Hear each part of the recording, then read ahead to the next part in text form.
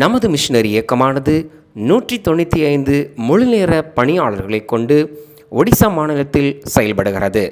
நமது மிஷனரி இயக்கமானது இந்த ஆண்டில் ஒடிசா மாநிலத்தில் 6000 புதிய கிராமங்களுக்கு இயேசுவின் சுவிசேஷத்தை அறிவிக்கவும், ஆலயங்கள் இல்லாத இடங்களில் இந்த ஆண்டு 15 புதிய ஆலயங்களை கட்டவும், 30 புதிய முழுநேர மிஷனரிகளை அனுப்பவும் வேண்டும் என்ற தரிசனத்தோடு செயல்படுகிறது.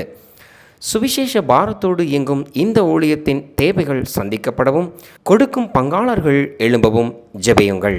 நான் பாவம் செய்துவிட்டேன், என் பாவம்தான் இந்த வேதனை எனக்கு தந்துவிட்டது, என் பாவம்தான் இந்த வருத்தத்தை என் வாழ்க்கையில கொடுத்து விட்டது, என் பாவம்தான் எனக்கு இந்த வியாதியை கொடுத்தது, என் பாவத்தினால இந்த இழப்பு இந்த நஷ்டம் வந்தது, என் பாவம் என் பிள்ளைகளை பாதித்து விட்டது, அதுக்கு நான் தான் காரணம் என்று தன் பாவத்திற்காக ஒரு மனிதன் மனசாபப்படும் பொழுது, தன் பாவத்திற்காக ஒரு மனிதன் துக்கப்படும் பொழுது ஆண்டவர் மனதுருக்கம் கொண்டு இறங்கப்படுவார்.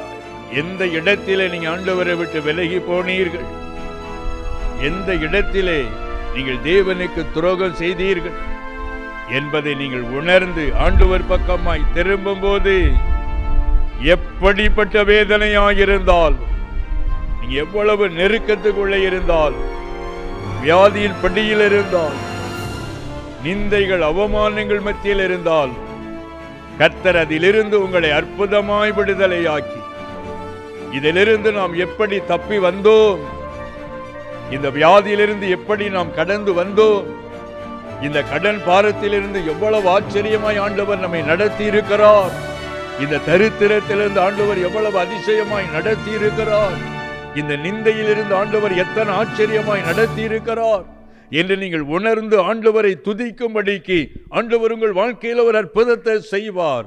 பிரியமானவர்களே, ஆண்டவர் அருமை இரட்சகருமாகிய இயேசுவின் நாமத்திலே வேதமே வெளிச்சம் என்ற நிகழ்ச்சி மூலமாக உங்களை சந்திப்பதிலே நான் மிகுந்த மகிழ்ச்சி அடைகிறேன். இந்த நாளிலும் நாம் தியானத்துக்காக எடுத்துக்கொண்ட வேத பகுதி ஓசியா தீர்க்கதரிசியின் புஸ்தகம் 14வது அதிகாரம் 4, 5, 2 வசனங்கள். நான் அவர்கள் சீர்கேட்டை குணமாக்குவேன், அவர்களை மனப்பூர்வமாய் சிநேகிப்பேன், என் கோபம் அவர்களை விட்டு நீங்கிற்று, நான் இஸ்ரவேலுக்கு பனியை போல் இருப்பேன், அவன் லீலி புஷ்பத்தை போல் மலருவான், லீபனோனை போல் வேரூன்றி நிற்பான். பிரியமானவர்களே, ஓசியா தீர்க்கதரிசியின் மூலமாக ஆண்டவர் இஸ்ரவேல் ஜனங்கள் சிறையிருப்புக்கு பின்னாக அவர்களை கட்டுவிப்பேன் என்று தீர்க்க தரிசனமாக உரைத்ததை நாம் பார்க்க முடியும். நம்முடைய ஆண்டவர் பாவத்தை பாராத சுத்த கண்ணர்,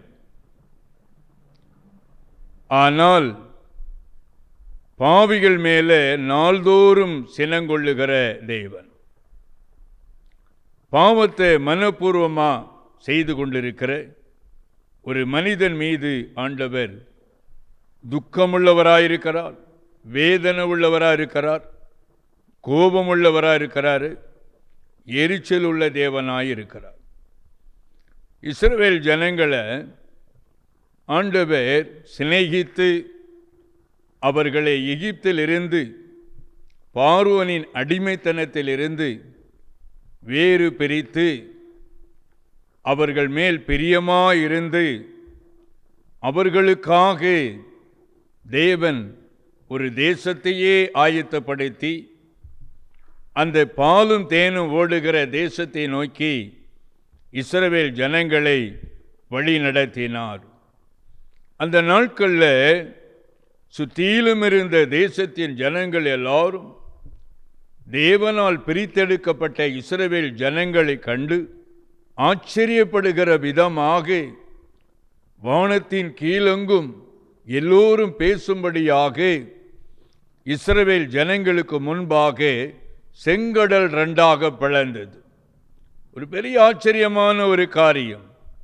உலகம் தோன்றின காலத்திலிருந்து அந்த நாள் வரைக்கும் சமுத்திரம் ஜனங்களுக்கு வழிவிட்டதாக எங்குமே கேள்விப்பட முடியாது. ஆனால் தேவனாகிய கர்த்தர் அவர்கள் மேலே பிரியமாயிருந்தபடியினாலே அவர்களுக்காக செங்கடலை ரெண்டாக அப்படியே பிளந்தார். வெட்டாந்தரையில் நடக்கிறது போல நடந்தார்கள். வானத்து மன்னாவை கொடுத்து அவர்களை போஷித்தார். அவர்கள் வனாந்தரத்தில் வழி நடத்தப்பட்ட போது கண்மலையிலிருந்து கூட தண்ணீரை அவர்களுக்காக கொண்டு வந்தார். பிரியமானவர்களே, கண்மலை என்றால் இறுக்கமான பாறை நிறைந்த மலை. ஆனால் அந்த கண்மலை கற்பாறை, அதிலிருந்து தண்ணீரை கொண்டு வந்து அவர் தமது ஜனத்தின் தாகத்தை தீர்த்தார். ஏனென்றால் அவர்கள் மேல் அவர் ரொம்ப பிரியமாயிருந்தார். அதனால் அவர்களை சிநேகித்தபடியினாலே அவர்களுக்காக எல்லாவற்றையுமே செய்தார். ஆச்சரியமாய் அவர்களை வழி நடத்தினார். பகலிலே அவர்கள் வழி நடக்க மேகஸ்தம்பம், மேகஸ்தம்பத்துக்கு கீழே அவங்க நடந்தாங்க. ஏனென்றால் வெயில் அவர்களை பாதிக்கக்கூடாது. அதற்காக பாருங்க, மேகஸ்தம்பத்தினாலே அவர்களை அந்த வெயிலின் கொடூரத்துக்கு மறைத்து அப்படியே பத்திரமாக கொண்டு சென்றார். சிறகுகளின் நிழல் என்று சொல்லலாம்.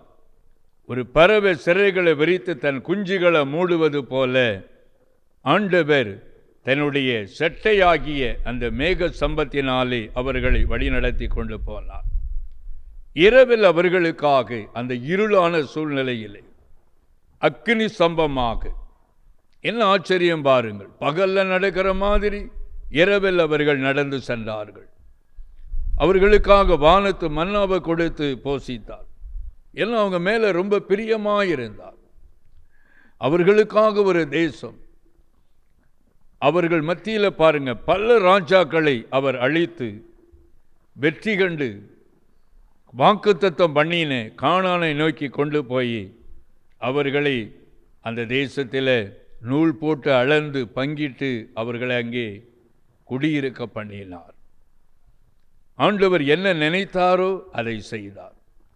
அவங்க மேலே பிரியமாக இருந்தபடியினாலே அதை செய்தார். ஆனால் அந்த ஜனங்கள் கானானிலே அவர்கள் போய் குடியிருந்த நாளிலே யோசுவா மூலமாக சொல்லப்பட்ட எச்சரிப்பின் வார்த்தை, எகிப்திலே உங்கள் பிதாக்கள் விக்கிரகங்களை சேவித்தார்கள், எகிப்திலே உங்கள் பிதாக்கள் தேவனை வேதனைப்படுத்தினார்கள், அதுபோல நீங்கள் அந்நிய தேவர்களை பின்பற்றக்கூடாது, ஆண்டவருடைய வார்த்தைக்கு நீங்கள் துரோகம் பண்ணக்கூடாது என்று எச்சரிப்பான சில காரியங்களை யோசுவா சொல்லி அவன் காலம் கடந்தது. ஆனால் கொஞ்ச நாட்களில் தேவனுடைய கிரியைகளை அவர்கள் மறந்து போனார்கள். தேவனுக்கு விரோதமாக பாவம் செய்தார்கள். அந்நிய ஜாதியாரோடு நீங்கள் கலக்கக்கூடாது என்று சொன்னார். ஆனால் அந்நிய ஸ்திரீகளை தங்கள் குமாரர்களுக்காக எடுத்தார்கள். அந்நிய புருஷருக்கு தங்கள் குமாரத்திகளை கொடுத்தார்கள். ஆண்டவர் அருவருக்கக்கூடிய விக்கிரகத்தை அவர்கள் வழிபட்டு அன்பின் ஆண்டவரை வேதனைப்படுத்தினார்கள். ஆண்டவரை நடக்கையினால துக்கப்படுத்தினார்கள். வேதத்துக்கு அவர்கள் துரோகம் செய்தார்கள். தேவனுடைய கட்டளையை மீறினார்கள். ஆண்டவர் அது நிமித்தமாக மிகுந்த துக்கம் அடைந்தார். என்னை விட்டு மாயையை பின்பற்றி போகிறதற்கு என்னிடத்திலே என்ன அநியாயத்தை கண்டீர்கள் என்று எரேமியா தீர்க்கதரிசி மூலமாக தேவன் தம்முடைய ஜனத்தோடு கூட பேசினார். ஆனால் அவர்கள் இருதயத்தை கடினப்படுத்தி கொண்டு மற்ற ஜாதிகளைப் போல வாழ துவங்கினார்கள். அப்பொழுதுதான் கர்த்தருடைய கோபம் அவர்கள் மேல் வந்தது. எந்த தேசத்தில் ஆசாசையா பிரியமா அவர்களை கொண்டு போய் குடி அமர்த்தினாரோ, அவர் பாருங்க, எத்தனையோ தேசம் இருந்த போதிலும் ஆண்டவர் ஏன் அந்த தேசத்தை தெரிந்தெடுக்கணும்? அது ஒரு செழிப்பான தேசம், வளமான தேசம். அப்படி ஒரு மேன்மையான ஒரு தேசத்தை அவர்களுக்கு வாக்களித்து அங்கு கொண்டு போய் அவர்களை இளைப்பாற பண்ணினார். ஆனால் நன்மை செய்த தேவனுக்கு அவர்கள் துரோகம் செய்தார்கள். பிரியமானவர்களே, ஒரு டூரிசம் ஏரியா, அங்கே ஒரு போதகர் தன்னுடைய மனைவி பிள்ளைகளோடு கூட டூர் போயிருந்தார். அங்கே அவர் போன இடத்திலே அங்கே பல தெய்வங்களை வணங்கக்கூடிய புண்ணிய ஸ்தலம் கூட அங்கே உண்டு. அதையெல்லாம் அவர் சுற்றி பார்த்து கொண்டிருந்த போது அவருடைய கையாலே ஞானஸ்நானம் பெற்ற அவருடைய திருச்சபையில் ஆராதனை செய்து கொண்டிருந்த ஒரு விசுவாசமுள்ள மகள், அவள் ஒரு புறமார்க்கத்து ஒரு மனிதனை திருமணம் செய்து கொண்டாள். அதோடு கூட நிற்கல, அவர்கள் வழிபட்டு தேவனை நோக்கி அவள் கடந்து போனாள். அந்த போதகருடைய கண்களுக்கு முன்பாக விக்கிரகத்துக்கு முன்னாலே அவள் முழங்காலில் நின்று கொண்டிருந்தாள். அவ்வளவு ஒரு கொடுமையான வேதனை பாருங்கள். பிரியமானவர்களே, திருமணமானது, சபையை விட்டு அவள் அந்நிய பட்டணத்திற்கு போனா, அந்த ஐக்கியத்தை விட்டு தூரம் போனா, அதோடு கூட தேவனை அவள் மறந்து போனாள். சில மாதங்கள் கடந்தது, அவள் கருவுற்றாள். அவள் கருவுற்ற போது மருத்துவர்கள் சோதித்து பார்த்தார், அந்த பிள்ளை ஊனமாய் பிறக்கும் என்ற ஒரு சூழ்நிலை. அவர்கள் ஸ்கேன் பண்ணி பார்த்து, இந்த பிள்ளையை பெற்றெடுத்தா அது ஊனமாக தான் பிறக்கும் என்று சொல்ல, அந்த பிள்ளையினுடைய வளர்ச்சி பாதியளவு வளர்ந்த போது அந்த பிள்ளையை வெளியே எடுக்க வேண்டும் என்று மருத்துவர்கள் சொல்ல போராடி அந்த பிள்ளையை வெளியே எடுத்தார்கள். மிகுந்த ஒரு வேதனை. மரணத்தின் விளிம்பிற்கு போனான்.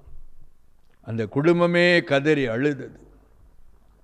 அவருடைய பெற்றோர் எல்லாரும் அந்த போதகரிடத்தில் ஓடினார்கள். என் பிள்ளை தேவனுக்கு பிரியமில்லாத பாவத்தை செய்துவிட்டாள், ஐயா எங்களுக்காக நீங்கள் ஜெபம் பண்ணுங்க என்று சொன்ன போது தகப்பன் உள்ளங்கொண்டு அவர் அவளோடு கூட சேர்ந்து உபவாசித்து ஜெபித்தார். அந்த மகளுக்கு ஆண்டவர் ஜீவனை கொடுத்தார். பிரியமானவர்களே, தன் பாவத்தை உணர்ந்தாள். தன் பாவத்திற்காக மனசாபப்பட்டாள். அவள் சரீரம் உருக்குலைந்து போனது. மருத்துவர்கள் சொன்னார்கள், இனி உனக்கு குழந்தை இருக்காது, பிறக்கிறதுக்கு எந்த வாய்ப்புமே இல்லை. ஒரு சில வருடங்கள் கடந்தது. அவளோ தேவனை அண்டிக் கொண்டால், தேவனோடு ஐக்கியப்பட்டால், தன் பாவத்திற்காக மனசாபப்பட்டு தான் வந்த தவறான வழியை நினைத்து துக்கித்து துக்கித்து இரவும் பகலும் அழுதாள். கர்த்தரோ அவளுடைய உடைந்த உள்ளத்தை பார்த்தார். மனதுருக்கம் கொண்டு இறங்கினார். ஓசியா தீர்க்கன் தேவனுடைய இருதயத்தை வெளிப்படுத்தினதை பார்க்கிறோம். நான் இஸ்ரவேலுக்கு பனியை போல இருப்பேன். பிரியமானவர்களே, ஆண்டவர் சொல்லுகிறார், நான் இஸ்ரவேலுக்கு பனியை போல இருப்பேன். வறட்சி காலத்தில் மரங்கள், புல் பூண்டுகள் அந்த வறட்சியின் கொடுமையை, வெயிலின் உக்கிரத்தை தாங்க முடியாமல் அப்படியே வருத்தத்தில் இருக்கிற நேரத்தில் அப்படியே குளுமையான ஒரு பனி வந்து அந்த மரங்களை, அந்த செடி கொடிகளை, அந்த புல் பூண்டுகளை அப்படியே நனைக்கும் போது பாருங்க, அது ஆறுதல் அடைகிறது. அதற்குள்ளே ஒரு ஜீவன் வருகிறது, அது இளைப்பாறுகிறது, பலன் அடைகிறது. அப்படி போலவே ஆண்டவர் சொல்லுகிறார், உணர்வடைந்த ஒரு மனிதனுக்கு நான் பனியை போல இறங்கி வருவேன். நான் பாவம் செய்துவிட்டேன், என் பாவம்தான் இந்த வேதனை எனக்கு தந்துவிட்டது, என் பாவம்தான் இந்த வருத்தத்தை என் வாழ்க்கையில் கொடுத்து விட்டது, என் பாவம்தான் எனக்கு இந்த வியாதியை கொடுத்தது, என் பாவத்தினால இந்த இழப்பு, இந்த நஷ்டம் வந்தது, என் பாவம் என் பிள்ளைகளை பாதித்து விட்டது, அதுக்கு நான் தான் காரணம் என்று தன் பாவத்திற்காக ஒரு மனிதன் மனசாபப்படும் பொழுது, தன் பாவத்திற்காக ஒரு மனிதன் துக்கப்படும் பொழுது ஆண்டவர் மனதுருக்கம் கொண்டு இறங்கக்கூடியவராயிருக்கிறார். நான் இஸ்ரவேலுக்கு பனியை போல இருப்பேன், அவனை நான் மனப்பூர்வமாய் சிநேகிப்பேன், அவனுடைய பாவத்தை நான் மன்னித்து மறந்து விடுவேன், கடலின் ஆழத்திலே போட்டு விடுவேன், முதுகுக்கு பின்னாக எரிந்து போடுவேன், கிழக்குக்கும் மேற்குக்கும் எவ்வளவு தொலைவோ அவ்வளவாய் என் பிள்ளையின் பாவத்தை நான் தூரப்படுத்தி விடுவேன். அதை நான் நினைப்பதில்லை, அதை நான் நினைப்பதே இல்லை. ஆம் பிரியமானவர்களே, அவர் ஒரு நல்ல தகப்பன், அவர் நல்ல ஒரு அன்புள்ளம் கொண்டவர் ஆண்டவர், மன உருக்கம் உள்ளவர், அவர் கிருபை மிகுந்த ஆண்டவர். பிரியமானவர்களே, குறிப்பிட்ட ஒரு பட்டணத்திற்கு நான் ஊழியத்திற்காக போயிருந்தேன். அப்பொழுது ஒரு குடும்பத்தார் தொழிலில் நஷ்டமடைந்து கடன் பாரத்தோடு கூட இந்த பட்டணத்தில் இருக்க முடியாது, வீட்டுக்கு வாடகை கொடுத்து, வியாபார ஸ்தலத்துக்கு வாடகை கொடுத்து பிள்ளைகளை படிக்க வைப்பது கடினமான காரியம்.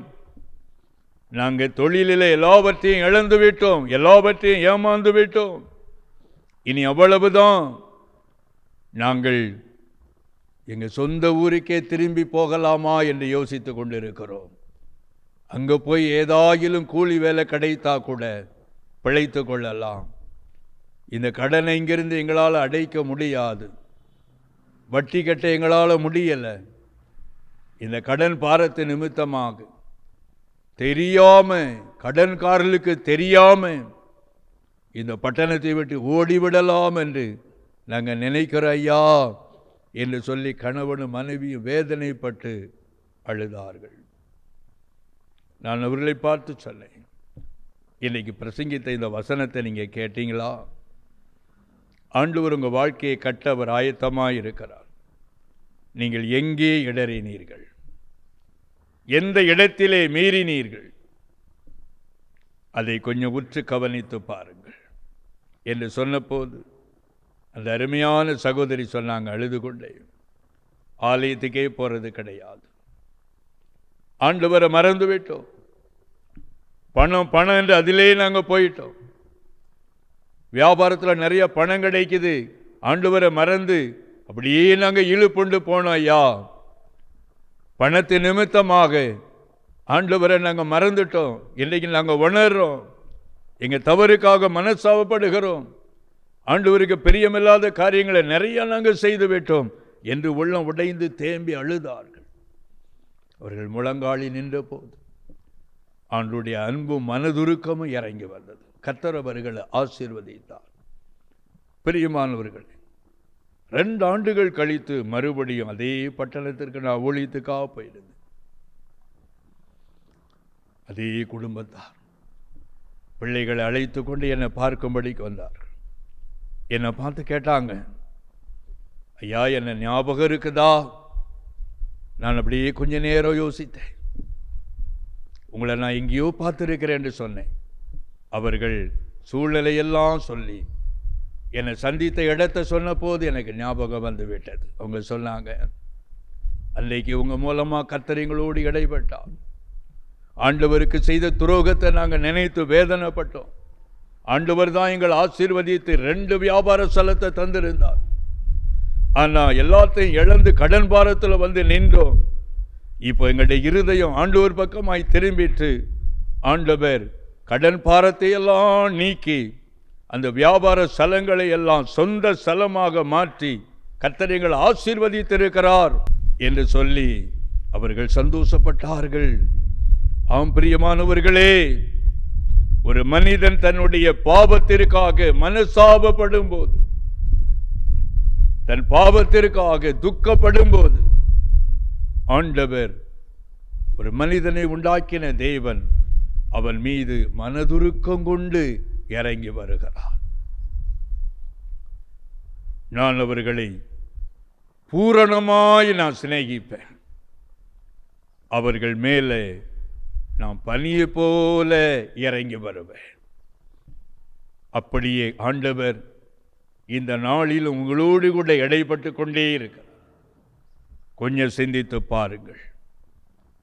தேவனுடைய வார்த்தையை கேட்டுக்கொண்டிருக்கிற எனக்கு அருமையான சகோதரனே, சகோதரியே, எந்த இடத்திலே நீங்கள் ஆண்டவரை விட்டு விலகி போனீர்கள், எந்த இடத்திலே நீங்கள் தேவனுக்கு துரோகம் செய்தீர்கள் என்பதை நீங்கள் உணர்ந்து ஆண்டவர் பக்கமாய் திரும்பும் போது, எப்படிப்பட்ட வேதனையாயிருந்தால், நீங்க எவ்வளவு நெருக்கத்துக்குள்ளே இருந்தால், வியாதியின் படியில் இருந்தால், நிந்தைகள் அவமானங்கள் மத்தியில் இருந்தாலும், கர்த்தர் அதிலிருந்து உங்களை அற்புதமாய் விடுதலையாக்கி, இதிலிருந்து நாம் எப்படி தப்பி வந்தோம், இந்த வியாதியிலிருந்து எப்படி நாம் கடந்து வந்தோம், இந்த கடன் பாரத்திலிருந்து எவ்வளவு ஆச்சரியமாய் ஆண்டவர் நம்மை நடத்தி இருக்கிறார், இந்த தரித்திரத்திலிருந்து ஆண்டவர் எவ்வளவு அதிசயமாய் நடத்தி இருக்கிறார், இந்த நிந்தையிலிருந்து ஆண்டவர் எத்தனை ஆச்சரியமாய் நடத்தி இருக்கிறார் என்று நீங்கள் உணர்ந்து ஆண்டவரை துதிக்கும்படிக்கு ஆண்டவர் உங்கள் வாழ்க்கையில் ஒரு அற்புதத்தை செய்வார். உங்கள் இருதயம் கலங்காது இருக்கட்டும். ஆண்டவர் உங்கள் இடத்துல எதிர்பார்க்கக்கூடிய காரியம் என்ன? எதை ஆண்டவர் எதிர்பார்க்கிறார்? உண்மையான ஒரு மனம் திரும்புதல் ஆண்டவர் எதிர்பார்க்கிறார். பிரியமானவர்களே, இஸ்ரவேல் ஜனங்கள் சிறைப்பட்டு போன தேசத்தில் இருந்து அவர்கள் தேவனுக்கு துரோகம் செய்ததை நினைத்து நினைத்து துக்கித்து அவர்கள் அழுது புலம்பின. அந்த புலம்பலை தேவன் கேட்டார். ராஜ்யத்தை இழந்து ராஜா கூட சிறையிருப்புக்கு போன ஒரு வேதனை. தேசம் வெறுமையாக்கப்பட்டு கிடந்தது. ஆராதனை கூடம் சுட்டெரிக்கப்பட்டு கிடந்தது. அலங்கமெல்லாம் இடிந்து போய் கிடந்தது. அப்படிப்பட்ட ஒரு சூழ்நிலையில் தன் தேசத்தை அவர்கள் அந்த நாட்களில் நினைத்து நினைத்தவர்கள் வேதனைப்பட்டாங்க. ஆண்டவர் எப்படி ஒரு ஆச்சரியமான ஒரு ஆசீர்வாதமான தேசத்திலே நம்மை நாட்டினார், எவ்வளவு ஒரு அதிசயமாய் நம்மை நடத்தி வந்தார். ஆனால் தேவனுக்கு துரோகம் செய்ததினாலே, தேவனை விட்டு பின்வாங்கி போனதினாலே, தேவன் விலக்கின பாவத்தை செய்ததினாலே, ஐயோ அந்நிய தேசத்திலே இந்த சிறையிருப்பில் வாழ்ந்து கொண்டிருக்கிறோமே என்றவர்கள் இரவும் பகலும் சிறையிருப்பின் நாளிலே துக்கித்து வேதனைப்பட்டு தேவனை நோக்கி புலம்பி புலம்பி அழுத அழுகையின் சத்தத்தை தேவன் கேட்டார். அவர்கள் கண்ணீரை தேவன் கண்டார். அவர்கள் தேவனுக்கு விரோதமாய் செய்த பாவத்தை நினைத்து மனசாபப்பட்டு தன்னுடைய மார்பிலே அடித்து புலம்புவதை தேவன் கண்டு அவர்களை மறுபடியுமாக அந்த தேசத்திலிருந்து புறப்பட பண்ணினார். சிறையிருப்பாய் சென்ற பாபிலோனிலிருந்து மறுபடியும் தேவன் அவர்களை புறப்பட பண்ணி இடிந்த அலங்கத்தை கட்டி சுட்டெரிக்கப்பட்ட தேவாலயத்தை மறுபடியும் புதுப்பித்து அந்த தேசத்தை மறுபடியும் அவர் தமது ஜனத்திற்காக வளமாக்கி செழிப்பாக்கி அவர்களை கொண்டு வந்து திரும்பவும் அந்த இடத்திலே நாட்டி இளைப்பாற பண்ணினார். நம்முடைய ஆண்டவர் தகப்பன் உள்ளம் கொண்டவர், அவர் மனது உருக்கம் கொண்டவர், அவர் இரக்கம் நிறைந்த ஆண்டவர். தேவனை மறந்து போனது நிமித்தமாக, தேவனுக்கு துரோகம் செய்தது நிமித்தமாக, தேவனை துக்கப்படுத்தினது நிமித்தமாக இஸ்ரவேல் ஜனங்கள் அடைந்த துன்பத்தை, நிந்தையை, அவமானத்தை, பரிகாசங்களை தேவன் கண்டார். அவர்களை மறுபடியும் தூக்கி நாட்டினார். இன்று வரைக்கும் பாருங்கள், ஒரு ஆசீர்வாதமான ஒரு தேசமாக, எல்லா தேசங்களுக்கும் சவால் விடுகிற ஒரு தேசமாக, சகல கிருபைகளாலும் அவர் தம்முடைய ஜனத்தை நிரப்பினார். இன்னைக்கு நம்ம பயன்படுத்தக்கூடிய பொருட்களை பாருங்க, எலக்ட்ரானிக் பொருட்கள் இருந்து அநேக விதவிதமான பொருட்கள், அநேக காரியங்கள், அது எல்லாம் கண்டுபிடித்தது பார்த்தா இஸ்ரவேல் தேசத்தின் ஜனங்கள். அப்படி தேவன் அவர்களை உன்னத ஞானத்தினால நிரப்பி ஆசீர்வதித்தார். ஆம் பிரியமானவர்களே, அதே ஆண்டவர் உங்களை கூட, நீங்கள் உங்கள் பாவத்திற்காக மனசாபப்படுவீர்கள், ஆனால் மறுபடியும் எடுப்பித்து கட்டக்கூடியவர், தூக்கி நிறுத்தக்கூடியவர், ஆசீர்வதித்து உயர்த்தக்கூடியவர், கண்ணீரை களிப்பாய் மாற்றுகிற ஆண்டவர், சிறையிருப்பை மாற்றுகிறவர், இழந்ததையெல்லாம் திரும்ப கொண்டு வந்து கொடுக்கிறவர், நிந்திக்கப்பட்ட தூசிக்கப்பட்ட இடத்திலே மறுபடியும் உங்கள் தலையை நிமிர பண்ணுகிற கர்த்தர் இந்த நாளிலே உங்கள் ஆசீர்வதிக்கும்படியாக உங்கள் மத்தியில் அவர் கடந்து வந்திருக்கிறார். ஆண்டவரே, என் பாவம்தான் எனக்கு இந்த வருத்தத்தை கொடுத்தது, என் மீறுதல் தான் இந்த வேதனைகளை கொண்டு வந்தது என்று எத்தனை பேர் உணர்கிறீர்கள்? இன்றைக்கு அந்த ஆண்டவரை நோக்கி மனசாபப்படுவீர்கள், ஆனால் அவர் உங்களுக்கு பனியை போல இறங்கி வருவேன் என்று சொல்லுகிறார். லீலி புஷ்பத்தை போல அவன் மலருவான் என்று சொல்லுகிறார். அந்த ஆண்டவர் உங்கள் மத்தியிலே இறங்கி வருகிறார். நான் உங்களுக்காக ஜெபிக்க போகிறேன். கிருபையும் மன உருக்கமும் நிறைந்த ஆண்டவரே, இந்த நேரத்தில் இந்த வசனத்தை கேட்டு மனசாபப்பட்டு உடைய சமூகத்தில் கண்ணீர் வடிக்கிற, வேதனைப்படுகிற, இந்த நிகழ்ச்சியை பார்த்து கொண்டு துக்கப்பட்டு கொண்டிருக்கிற, அறை வீட்டுக்குள்ள அழுது கொண்டிருக்கிற, முழங்காலில் வேதனையோடு நிற்கிற உம்முடைய பிள்ளைகளை மனதுருகி நீர் ஆசீர்வதிக்கிறதற்காக நன்றி. இயேசுவே, உம்முடைய வல்லமை இறங்கி வருகிறதற்காக நன்றி. இரக்கமுள்ள தகப்பனே, ஓ லார்ட், நன்றி அப்பா, உமக்கு ஸ்தோத்திரம். நீர் 1000 தலைமுறைக்கு இறங்குகிற தெய்வம் அல்லவா? நீர் எத்தனை மனதுருக்கமுள்ள ஆண்டவர், இரக்கமுள்ள தகப்பன். கால் நடக்க முடியாத பிள்ளையை நினைத்து துக்கத்தோடு அழுது கொண்டிருக்கிற தாயை நீர் இப்பொழுது காண்கிறதற்காக நன்றி. என் பாவந்தானே இப்படி ஊனமான ஒரு பிள்ளையை தந்துவிட்டதென்று துக்கப்படுகிற மகளே, இயேசுடைய கரமுனை அரவணைக்கிறது. இயேசுடைய வல்லமோ மேலே இறங்கி வருகிறது. நன்றி தகப்பனே, நன்றி நன்றி. குடி பழக்கத்தினாலே இன்றைக்கு பிள்ளையின் நிமித்தமாக எவ்வளோ ஆசீர்வாதங்களை இழந்தும் இன்றைக்கு துக்கத்தோடு வேதனையோடு கூட ஒரு தனித்த மகளாய் கண்ணீர் வடிக்கிற எனக்கு அருமையான சகோதரி, இயேசுடைய கரம் உங்க மேலே இறங்கி வருகிறது. நிந்தையை தானே நான் மகிமையாய் மாற்றுவேன் என்று ஆண்டவர் சொல்லுகிறார். நல்லவரே, நன்றி. எங்களுடைய பாவங்களை சிலுவையிலே சுமந்தவரே, எங்களுக்காக இரத்தத்தை சிந்தினவரே, சாத்தானின் பிடியிலிருந்து விடுவிக்கும்படியாக உம்முடைய ஜீவனை கொடுத்தவரே, மரணத்தை வென்றாண்டவரே, உம்முடைய பிள்ளைகள் உம்மை நோக்கி பார்க்கும் பொழுது இறங்குவேன் என்று சொன்னீரே. இந்த நேரத்தில் உம்முடைய அன்பு மனதுருக்கமும் இறங்கட்டும். அப்பா, நீர் இரக்கமுள்ளவர், நீர் மன உருக்கமுள்ளவர். உம்முடைய பிள்ளைகளை நீர் இறங்கி ஆசீர்வதிப்பீராக. உம்முடைய கரம் இப்பொழுது இறங்கி வரட்டும் என்று நான் ஜெபிக்கிறேன். பாவத்தினாலே எனக்கு இந்த வியாதி வந்தது என்று மனசாபப்படுகிற சகோதரனே, இயேசுடைய கரம் உங்க மேலே இறங்கி வருகிறது. அற்புத சுகமளிக்கும் வல்லமை இறங்கட்டும்ப்பா, இப்பொழுதே இறங்கி வரட்டும். கட்டிகள் இயேசுவின் நாமத்திலே கரைந்து போகட்டும். வியாதியின் கொடூரங்கள் இயேசுவின் நாமத்திலே மறைந்து போகட்டும். பொல்லாத சபிக்கப்பட்ட சாத்தானுடைய வல்லமை அழிக்கப்படுவதாக. பெல்லி சூனிய கிரியைகள், மாந்திரிகத்தின் வல்லமைகள் இயேசுவின் நாமத்திலே அழிக்கப்படட்டும். இயேசுவின் நாமத்தில் அழிக்கப்படுவதாக. தகப்பனே, தன் குடும்பத்தை நினைத்து வேதனை பட்டு கொண்டிருக்கிற ஒரு சகோதரியை நான் பார்க்கிறேன். ஐயோ, இன்னைக்கு எங்கள் குடும்பம் சிதைந்து போய் கிடக்குது. நாங்கள் யாரும் ஒரு மனதா இல்லை, எல்லோருமே பிரிந்து கிடக்கிறோம். ஒரு பிரிவினையின் ஆவி, பில்லி சுனியத்தின் கிரியை எங்கள் வீட்டை பாழாக்கி விட்டது என்று இன்னைக்கு உணர்ந்து கதறுகிற சகோதரி, இயேசுடைய வல்லமை இறங்கி வருகிறது. பிசாசின் கிரியைகளை அழிக்கும்படிக்கு தேவகுமாரன் இயேசு வெளிப்பட்டார். இயேசுவே உம்முடைய ரத்தம் ஒவ்வொரு வீடுகளுக்குள்ளும் இறங்கட்டும். குடும்பங்களை அலக்களிக்கிற பிசாசின் கிரியைகள் இயேசுவின் நாமத்தில் அழிக்கப்பட்டு போவதாக.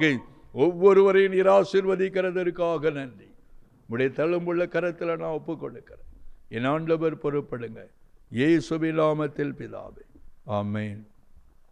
1998 ஆரம்பிக்கப்பட்ட நமது கல்வாரி சுவிசேஷ மிஷனரி இயக்கமானது ஒடிசா மாநிலத்தை தலைமையிடமாக கொண்டு ஒடிசா மாநிலத்தில் 6 மாவட்டங்களில் 176 மிஷனரிகளை கொண்டு 13 இன மக்கள் மத்தியில் ஒவ்வொரு மாதமும் 500 புதிய கிராமங்களை சந்திக்க வேண்டும் என்ற மேலான தரிசனத்தோடு சுவிசேஷ பணியினை செய்து வருகிறது. தேவனுடைய ஆலயங்கள் இல்லாத இடங்களில் தேவனுடைய வார்த்தை அறிவித்து நமது ஊழியத்தின் மூலம் ஆலயங்கள் கட்டப்பட்டு வருகிறது. ஒடிசாவில் வாலிபர் முகாம், சிறுவர் முகாம், விடுதலை முகாம் மூலமாக எண்ணற்ற மக்களுக்கு தேவனுடைய வார்த்தையானது அறிவிக்கப்பட்டு வருகிறது. அறியப்படாத இடங்களில் தேவனுடைய வார்த்தையை அறிவிக்கும் நமது மிஷனரி ஊழியத்தில் இன்னும் அதிகமான மிஷனரி பணியாளர்கள் எழும்பப்படவும், ஒடிசா மொழியில் தேவனுடைய பரிசுத்த வேதாகமத்தை கொடுக்கும் நன்கொடையாளர்கள் எழும்பவும் ஜெபித்துக் கொள்ளுங்கள்.